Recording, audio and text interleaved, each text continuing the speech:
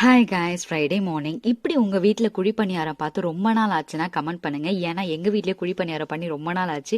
எப்போ பார்த்தாலும் தோசை, இட்லி, அடை, சப்பாத்தி இப்படியே போயிட்டு இருந்தது.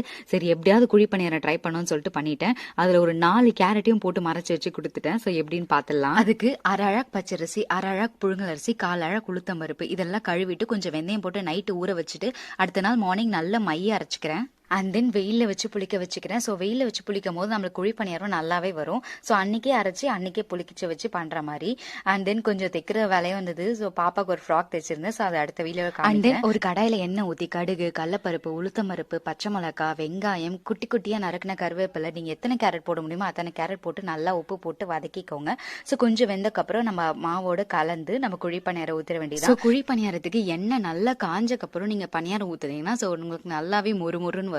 ஸோ நான் கொஞ்சம் தான் எண்ணெய் யூஸ் பண்ணியிருக்கேன். உங்களுக்கு வேணா நீங்கள் நிறைய யூஸ் பண்ணிக்கலாம். நான் கொஞ்சம் லைட்டாக ஊற்றிட்டு குழி பணியாரம் ஊற்றி திருப்பி எடுத்துக்கினா அவ்வளோ சூப்பராக இருந்தது. நீங்களும் அதை ட்ரை பண்ணி பார்த்துட்டு எப்படி இருக்குன்னு சொல்லுங்கள். மறக்காம என் வீடியோ ஃபாலோ பண்ணிக்கோ.